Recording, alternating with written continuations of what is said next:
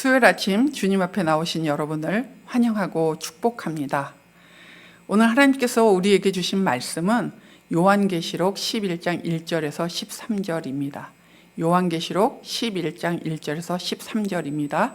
이 말씀을 가지고 함께 은혜를 나누도록 하겠습니다. 여러분, 하나님의 보호와 구원을 믿고 고난을 견디며 악에 맞서며 하나님의 증인으로 사시기를 축복합니다. 오늘 본문은 6번째 나팔 재앙 후 7번째 나팔 재앙이 오기 전에 막간의 후반부입니다.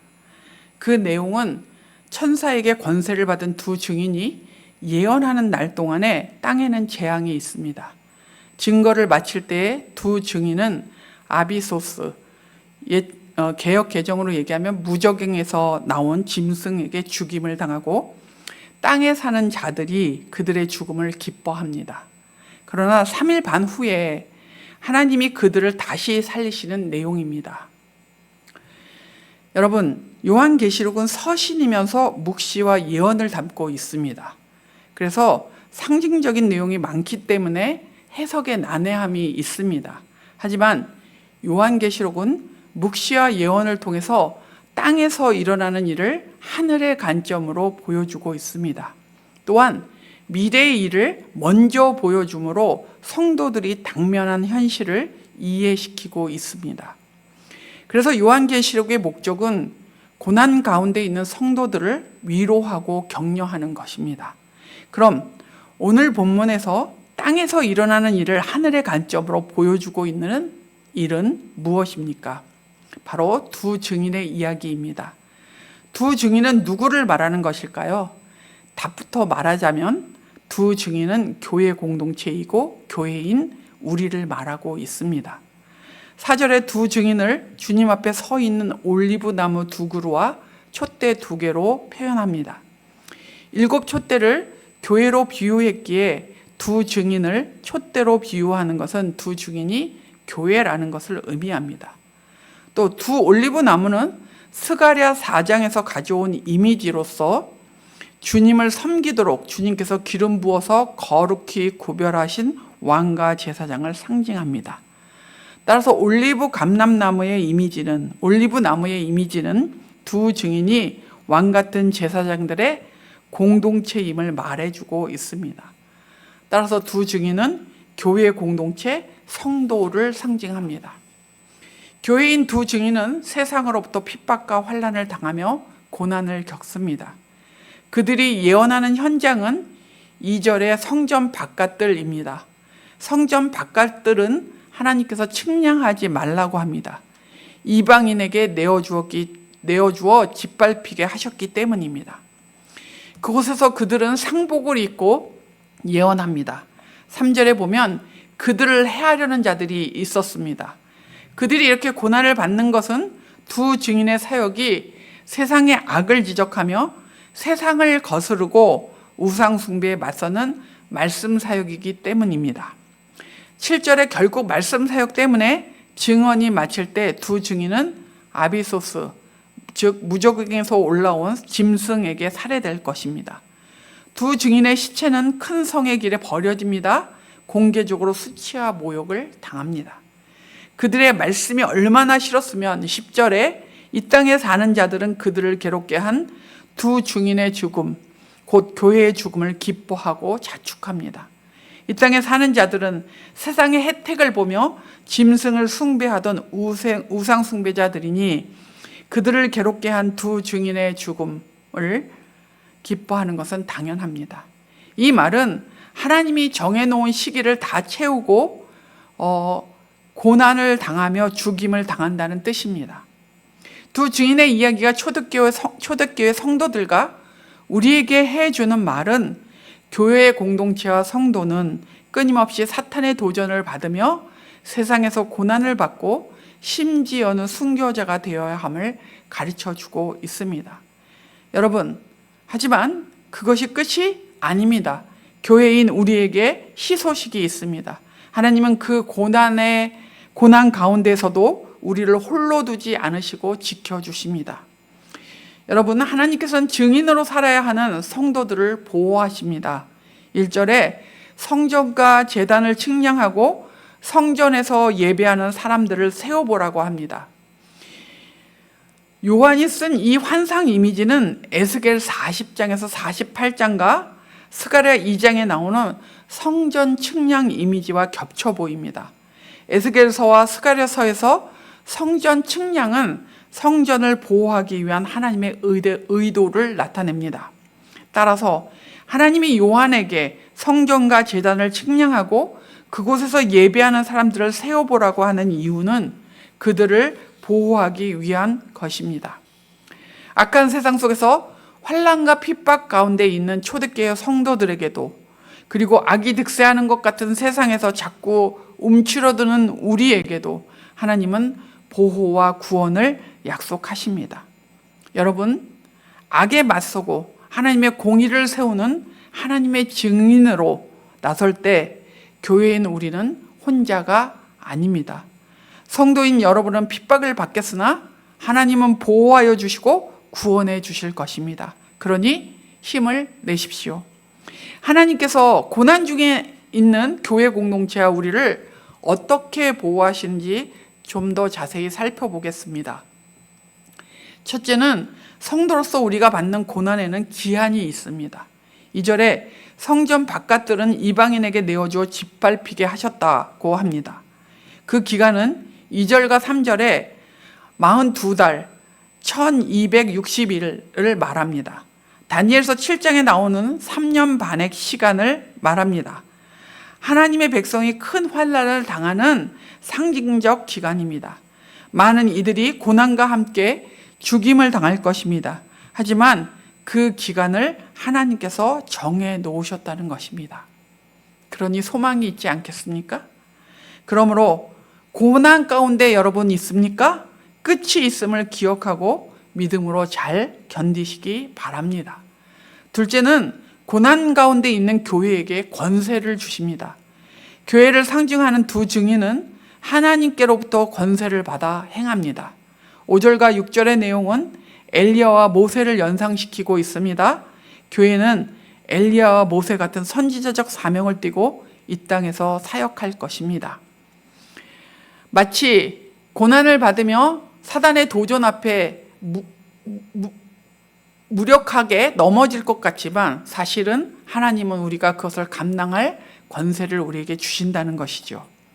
엘리야와 모세는 예언서와 율법을 상징하기에 교회의 사역은 철저히 말씀 사역이 될 것입니다. 그래서 그 사역을 7절에는 뭐라고 말하냐면 증언이라고 합니다. 여러분, 두 증인이 신실한 말씀 사역으로 세상의 악을 지적하며 우상 숭배에 맞설 때 하나님께서는 그에 합당한 권세를 주십니다. 여러분, 요한계시록의 독자인 초대교회 성도들이나 비슷한 일을 겪는 현재의 교회와 우리에게 주님은 말씀을 주십니다. 그리고 고난 가운데서도 감당할 영적 권세를 주십니다. 그러니 믿음으로 견디시기 바랍니다. 셋째는 교회 공동체와 성도를 영광의 자리에 올리시고 원수들을 심판하실 것입니다.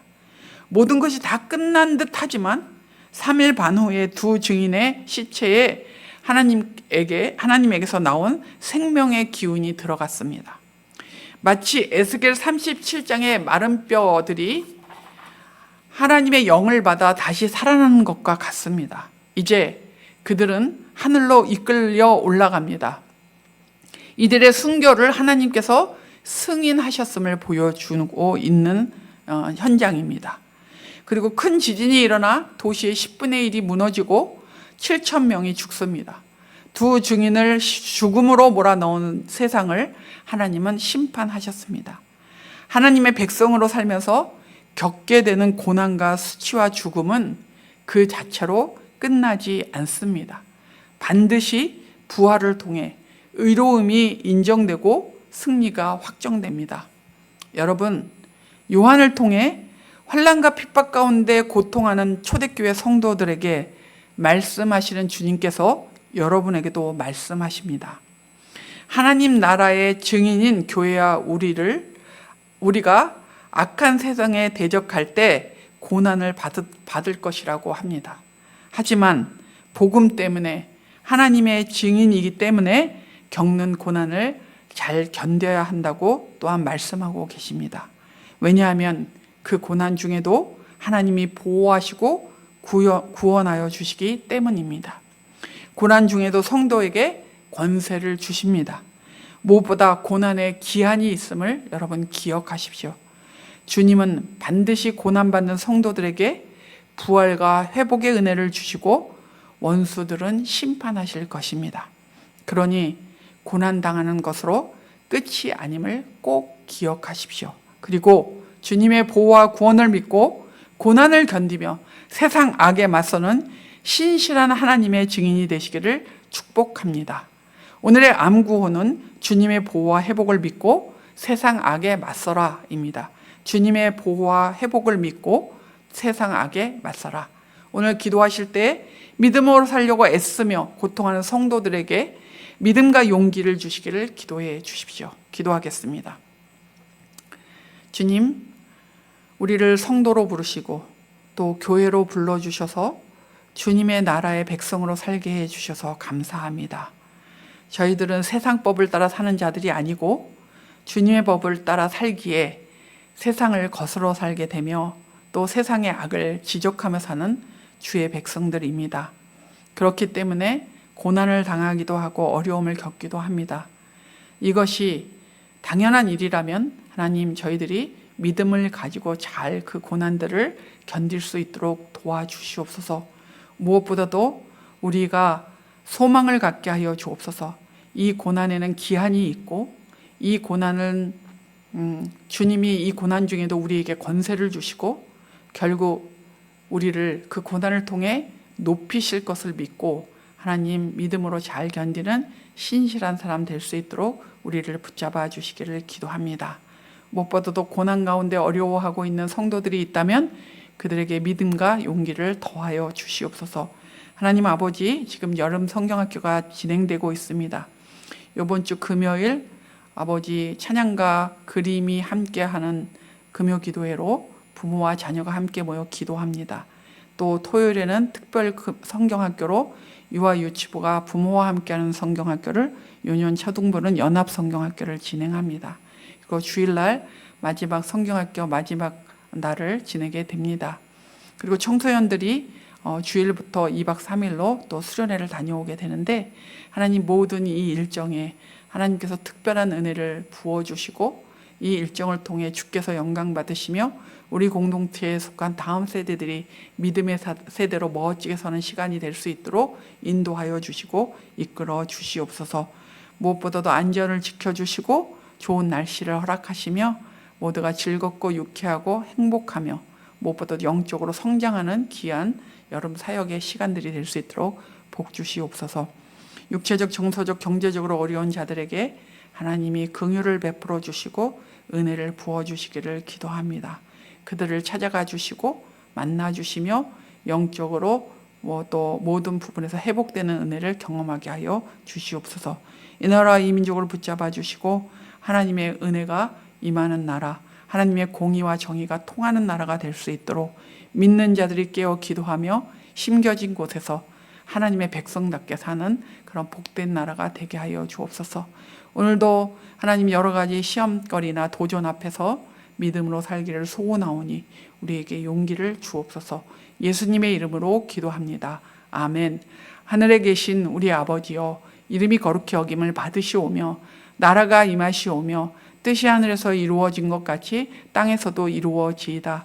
오늘 우리에게 일용할 양식을 주시옵고 우리가 우리에게 죄진 자를 사하여 준 것 같이 우리의 죄를 사하여 주시옵고 우리를 시험에 들게 하지 마시옵고 다만 악에서 구하시옵소서. 나라와 권세와 영광이 아버지께 영원히 있사옵나이다. 아멘.